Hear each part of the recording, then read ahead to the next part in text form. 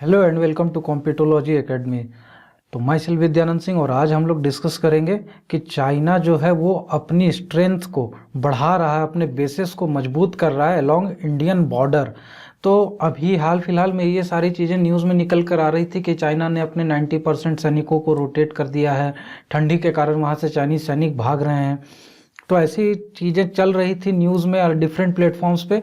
लेकिन जो intelligence report निकल कर आ रही है, जो वहाँ से अंदर की बात निकल कर आ रही है आर्म्ड फोर्सेस के थ्रू, वो completely different scenario, different picture को पोर्ट्रे कर रही है। तो वो क्या पिक्चर है, वहाँ पर वास्तविकता में क्या हो रही है, क्या डिसंगेजमेंट का प्रोसेस चालू हुआ था, वो कहाँ तक पहुँचा, किस तरह से उसे इम्प्लीमेंट किया जा रहा है, इन सब चीज़ों को हम लोग डिटेल में देखेंगे।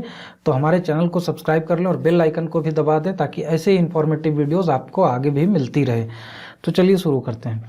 सबसे पहले देखिए कि ये जो एरिया है रेड से दिख रहा है हमें यहाँ पे, ये चीन का रीजन है, ये तिब्बत है और ये मैकमोहन लाइन है जो कि चाइना मानता नहीं है, कहता है कि ये और ये अरुणाचल प्रदेश का रीजन है।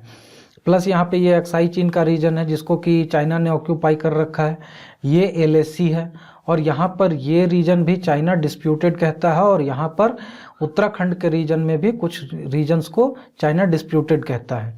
तो इन सब रीजन में पहले क्या था कि यहाँ पर सिर्फ गालवान वैली में ही डिस्प्यूट था, जहाँ पर कि कन्फ्रंटेशन हुआ था और भारत के 20 सैनिक शहीद हो गए थे और चाइना के भी 40 सैनिक मारे गए थे। लेकिन अब चाइना जो है सो अपनी स्ट्रेंथ को, अपनी पोजीशन को मजबूत कर रहा है पूरे इंडियन बॉर्डर के रीजन में, चाहे वो यहाँ पर अक्साई चीन का रीजन हो, यहाँ पर एलएसी का रीजन हो, या यहाँ पर मैकमोहन लाइन का रीजन हो, या ये तवांग वैली का रीजन हो। तो ये सारे रीजन में अभी चाइना अपनी पोजीशन मजबूत करने में लगा हुआ है। और ये जो सैनिकों को रोटेट कर रहे हैं कि 90% सैनिक को इन्होंने हटा लिया वहाँ से, तो ऐसी जो बातें चल रही हैं वो एक्चुअली क्या कर रहे हैं कि यहाँ पर हाई एल्टीट्यूड वार सिनेरियो के लिए अपने चाइनीज सैनिकों को अक्लेमेटाइज कर रहे हैं। मतलब ये हुआ कि जो अधिक ऊंचाई पर, जैसे ये सारे जो वार रीजन है ये 5000 मीटर की ऊंचाई से ऊपर हैं, तो इतनी हाई एल्टीट्यूड पे ऑक्सीजन लेवल कम होता है, ठंड ज़्यादा होती है और वहाँ पर स्ट्रेंथ ज़्यादा चाहिए होती है। तो वहाँ पर ऐसे सिचुएशन में लड़ाई करने योग्य बनाने के लिए, ऐसे सिचुएशन में सरवाइव करने के लिए चाइनीज सैनिकों को रोटेशन में लाकर यहाँ पर ट्रेनिंग दी जा रही है, ऐसी परिस्थिति में रहने योग्य बनाया जा रहा है। और इसीलिए चाइनीज जो हैं 90% जो अपने सैनिक हैं उन लोगों को रोटेशन में यहाँ पर लाकर 90 डेज का एक्लेमेटाइजेशन दे रहे हैं। 90 डेज के लिए इस कंडीशन में अपने आप को ढालने के लिए, यहाँ पर लड़ने योग्य बनाने के लिए यहाँ पर लाकर रखा जा रहा है, ट्रेनिंग दी जा रही है। और उसके बाद इनके बेसेस जो हैं अक्साई चीन में बनाए हुए हैं, यहाँ पर इस रीजन में भी बना हुआ है। तो इन सब जगहों पर फिर बाद में इन्हें भेज दिया जा रहा है। जैसे कि अभी गालवान वैली में क्या हुआ कि न्यूज़ आई थी कि 4th डिवीज़न और 6th डिवीज़न को वहाँ से हटाकर 8th डिवीज़न और 11th डिवीज़न को लगाया गया। तो ये एक्चुअली एक्लेमेटाइजेशन के लिए यहाँ पर आए थे और यहाँ से एक्लेमेटाइजेशन होने के बाद, इस परिवेश में रहने योग्य परिस्थितियों को समझने के बाद यहाँ से इन्हें फिर हटा दिया गया है। और चाइना का जो मेन बेस है वेस्टर्न कमांड के अंदर ये सारा रीजन आता है। आपको पता है इंडिया से जो भी बॉर्डर लगता है ये पूरा चाइना ने डिवाइड करके इसे वेस्टर्न कमांड बना दिया है। और यहाँ पर मेन इनका बिल्टअप जो हो रहा है, जो ज़्यादा इंटेंसिफाई कर रहे हैं अपने एक्टिविटी को, वो यहाँ पर रुदोक रीजन में कर रहे हैं। रुदोक रीजन यहाँ पर देखिए, ये जो अक्साई चीन वाला रीजन है, यहाँ पर नीचे चाइना का तिब्बत में रुदोक रीजन है।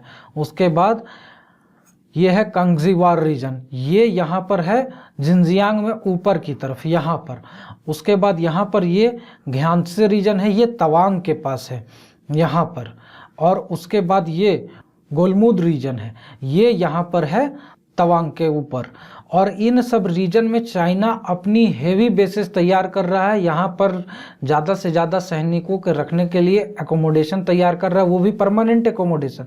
ऐसा नहीं कि मेकशिफ्ट टेंट्स लगा रहे हैं, कुछ दिन रहेंगे उसके बाद चले जाएंगे। यहाँ पर कॉन्क्रीटाइज्ड बिल्टअप हो रहा है जिसमें कि ये लोग हेवी एम्यूनिशंस लाकर रख रहे हैं, आर्म्स लाकर रख रहे हैं।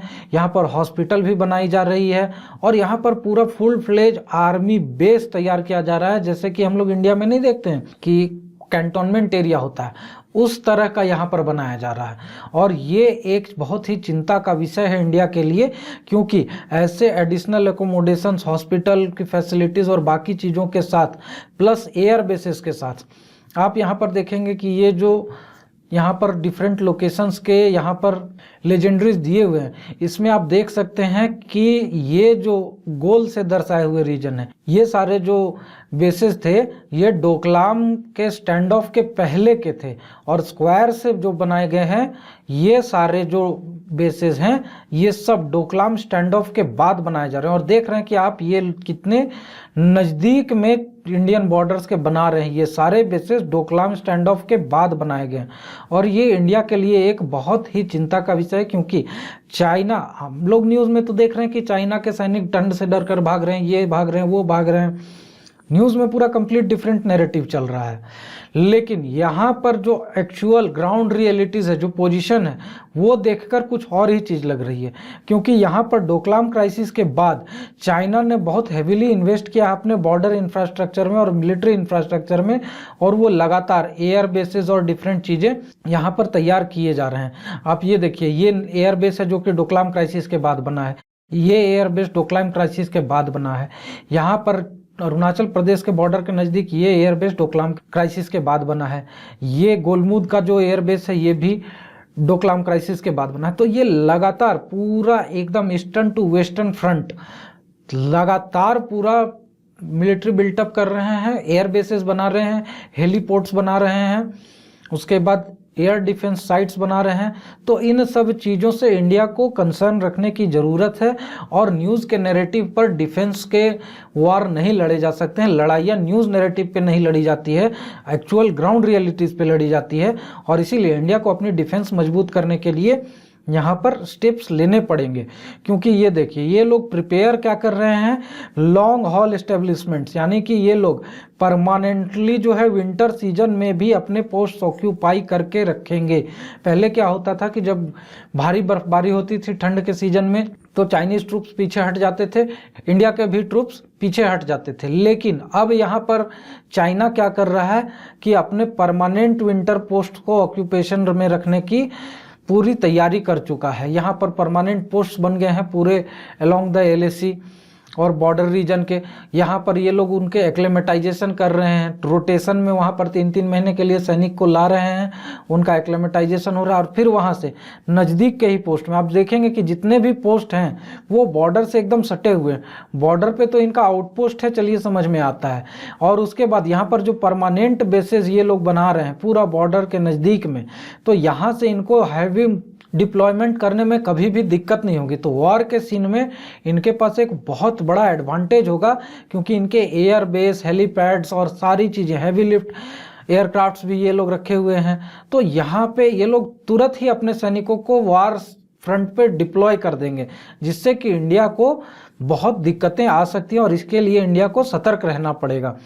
और यहाँ पर जो चाइनीज़ ट्रूप थे उनको पेंगोंग सो लेक से हटने के लिए कहा गया था, साउथ बैंक से वो लोग हटे भी, लेकिन यहाँ पे उसके बाद ये लोग फिंगर 8 से पीछे तो हटे, लेकिन उसके थोड़ा सा हटकर इन्होंने जो बेसेस अपने बनाए हैं वहाँ पर ये लोग रोटेट कर रहे हैं।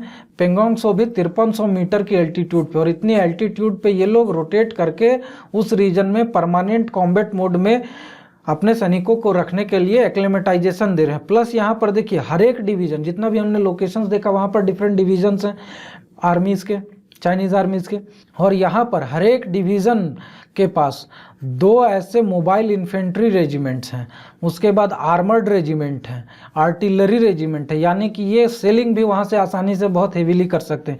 उसके बाद एयर डिफेंस रेजिमेंट है, यानी कि ये लोग एयर डिफेंस सिस्टम तक वहाँ पर लगा के रखे हुए हैं।